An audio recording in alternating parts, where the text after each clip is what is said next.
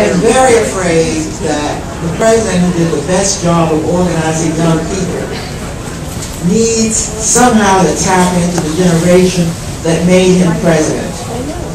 It was in Iowa. By the way, a bunch of white kids went out because that's who there was in Iowa. Woke up everybody, and a movement around a president of the United States made Barack Obama president of the United States. You may not have the kind of movement that John and Julian and I joined and helped make. You got something better. You can make a president, and there are lots of ways to do it. If you live in the District of Columbia, where you know Barack Obama is going to win, you ought to be helping us in Virginia, where we had a state we carried before and may not carry again without a lot of energy. So I second what John said about making some noise, but there are different ways to make noise. If you think it was important to elect Barack Obama as the first president of color,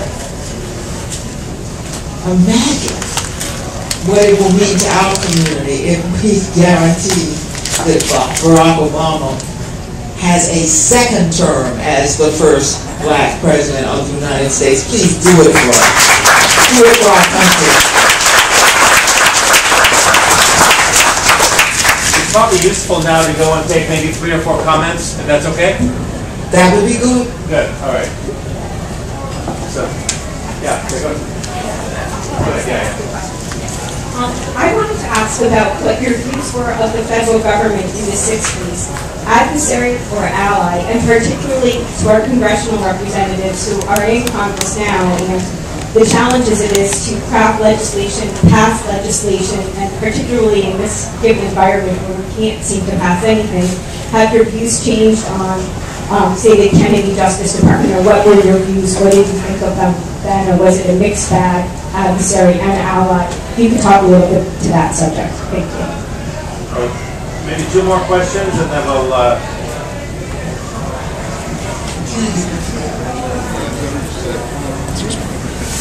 Yes, you know, at the March on Washington, John asked this question: what side is the federal government on? And the question was asked because we wondered. Go ahead. Well, we didn't necessarily see the federal government as a sympathetic referee in the struggle for civil rights, because a lot of the problems that we had was with our national government. For many members of the Congress, that's those from the South, and on the Democratic side, the chair of the committees, the House committees, Senator Eastland was the chair of the Judiciary Committee, and all of the federal judges had to come through his committee, and we had to continue to push. And some of the worst appointees in the judiciary was appointed by the Kennedy administration. There was one man by the name of Cox who had been a roommate of Senator Eastland in college, referred to black civil rights workers and others being in court, said in effect that they were acting like champions. This is a federal judge.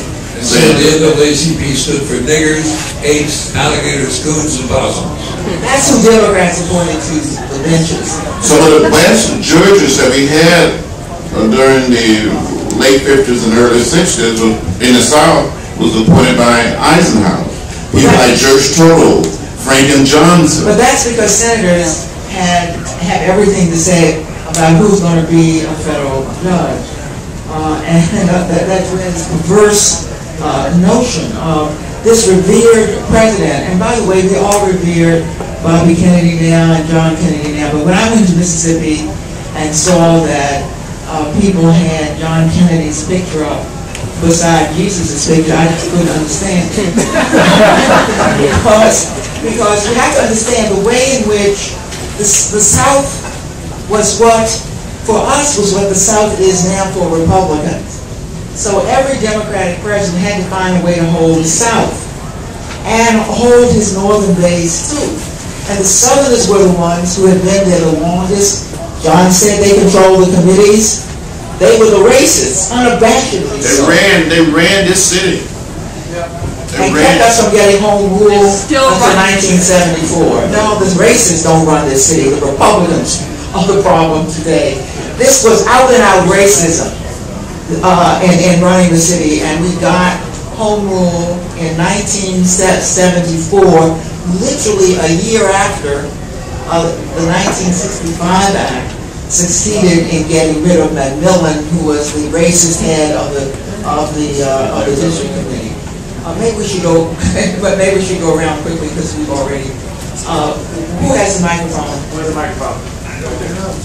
Good evening, Joseph Reed, senior poli-sci major, right up the street at Howard University. And before my question, I really want to take the time to thank the three of you specifically, not just as an African American man, but as an African American man who is also openly gay, for the stance that you have taken as far as linking the civil rights movement to the modern day gay liberation movement. So just thank you for that. And then my actual question is, what would your advice be to young people like myself who are disillusioned with the traditional civil rights organizations like the NAACP? Because really when we look at these organizations, we don't see them as organizations that want youth voices, they just want youth energy, and they just want to use us as their robots. I'll let Julian answer that. You know, I was. If we're going to do it this way, if I could just, and I apologize for interrupting. If we're going to do it this way, we're going to take only 3 more questions. But if you want to do a round robin and come back, it's up to you. You mean take several questions and then... Yeah, is that okay? If you would just hold up on the comment. Give the microphone. If we could just quickly move the microphone around, please. Just look back a little more. How are you going to remember the question? Thank you. My name is Daniel Bascom.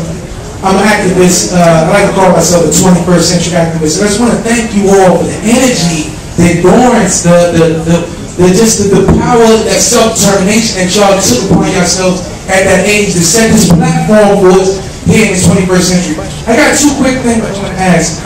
Is how do we deal with today with the corruption that we see in our government and the ones that we elected in office, how they're dealing with financial involvement with their choices and dealing with their changes? I'd like y'all to respond to that.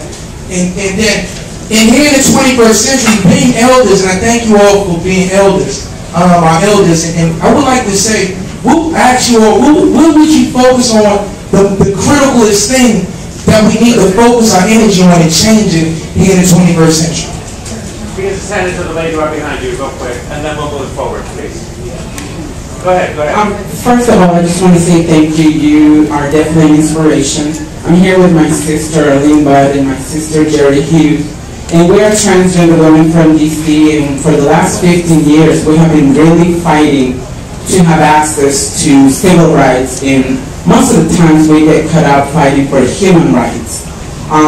We have done a lot of things, and our people are some of the safest in the nation. So here, technically, you're free to walk around during the day, it's dangerous, and we have lost a lot of lives. But we're no longer subject to, living at night, and we can't come out during the day. My question is, having the transgender community in DC be so united, meaning that we have whites, we have Hispanics, we have African Americans that have come together, sometimes it's very difficult having our own people, meaning our own race, understand the struggles that we have. And sometimes, we have also our own gay organizations that make it sometimes, not all the time, but a little harder for us to, come out and be successful. What advice would you give us? Because we know the struggles, but sometimes it gets kind of painful.